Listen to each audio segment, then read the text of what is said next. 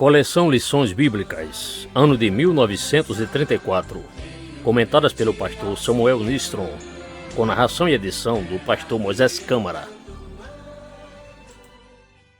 9 de dezembro de 1934, lição 10, o cristão como instrutor. Mateus capítulo 7, versos 24 a 29, Atos capítulo 18, versos 24 a 28. Todo aquele, pois, que escuta estas minhas palavras e as pratica, assemelhá-lo-ei ao homem prudente, que edificou a sua casa sobre a rocha. E desceu a chuva, e correram rios, e assopraram ventos, e combateram aquela casa, e não caiu, porque estava edificada sobre a rocha. E aquele que ouve estas minhas palavras, e as não executa, compará-lo-ei ao homem insensato, que edificou a sua casa sobre a areia. Desceu a chuva, e correram rios, e assopraram ventos, e combateram aquela casa, e caiu, e foi grande a sua queda. E aconteceu que, concluindo Jesus estes discursos, a multidão se admirou da sua doutrina, porque os ensinava como tendo autoridade, e não como os escribas. Atos capítulo 18, verso 24 em diante. E chegou a Éfeso um certo judeu chamado Apolo, natural de Alexandria, varão eloquente e poderoso nas Escrituras. Este era instruído no caminho do Senhor e fervoroso de espírito. Falava e ensinava diligentemente as coisas do Senhor, conhecendo somente o batismo de João. E este começou a falar ousadamente na sinagoga, e ouvindo-o Priscila e Áquila, o levaram consigo e lhe declararam mais pontualmente o caminho de Deus.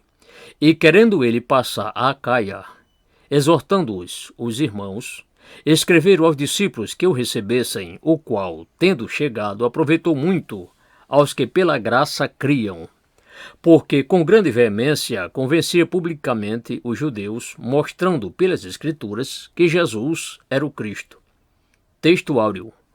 Procura apresentar-te a Deus aprovado, como obreiro que não tem de que se envergonhar, que maneja bem a palavra da verdade.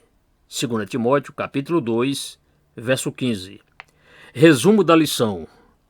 Para ser instrutor, é preciso aprender do mestre. Mateus 7, versos 24 a 28.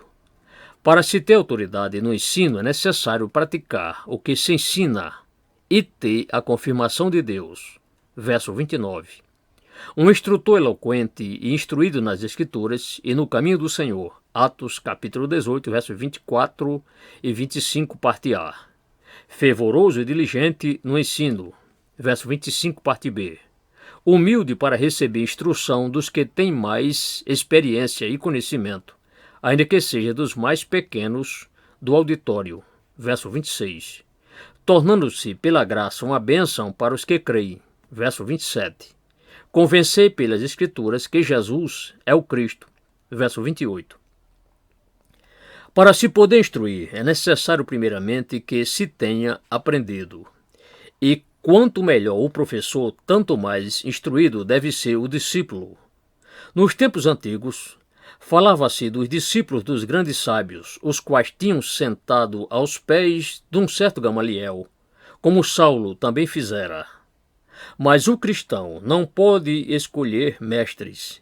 Ele tem um só mestre, a cujos pés deve colocar-se e a cuja voz, antes de tudo, deve atender.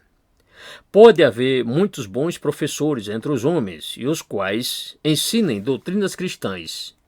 Nunca, porém, tais mestres devem tomar o lugar do verdadeiro mestre no coração dos seus discípulos. Há bons livros de instrução, mas não há livro igual ao livro de Deus. Portanto, antes de tudo, deve este ser examinado e servir para instrução. O modo de Jesus falar com toda a simplicidade diretamente aos corações, sem deixar a pessoa confusa por frases subentendidas, mas, pelo contrário, usando figuras e parábolas das coisas mais conhecidas desta vida, não fazendo acepção de pessoas. Tudo isto deve servir de modelo para o instrutor cristão. Jesus recebeu testemunho para falar com autoridade. Sua autoridade viera de Deus, e não de nenhum concílio ou de nenhum seminário, que não a podem dar. Para se ter autoridade no ensino, é necessário, primeiramente, recebê-la de Deus, depois, então, deve-se praticar o que se ensina. Um bom conselho pode ficar sem valor por causa de uma má conduta de quem o deu. Apolo era um homem eloquente e poderoso nas Escrituras. A eloquência espiritual difere muito da natural. Esta arrebata a inteligência do homem, mas aquela toma posse do coração. A eloquência espiritual faz o ouvinte esquecer as regras da retórica e da gramática.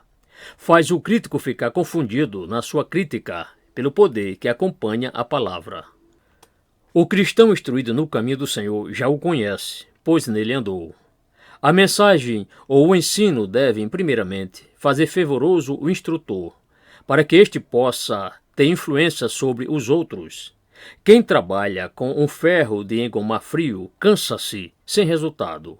O mesmo se dá com quem vem com uma mensagem sem fervor. Diligência no ensino para que cada verdade, conselho e exortação venham do seu próprio lugar e tempo, eis também outra necessidade. O instrutor deve estar tão dependente de Deus e ser tão humilde que, se lhe vier uma retificação ou mesmo uma exortação, ainda que seja de um menino, ele a aceite, pois presunção espiritual é sinal de ignorância das coisas espirituais. Um instrutor que, pela graça de Deus, não pode animar aos que creem, melhor faz sentar-se no meio dos ouvintes. O instrutor cristão deve ter um só tema importante, em redor do qual deve sempre estar ao seu ponto central, sempre chegar, que Jesus é o Cristo de Deus.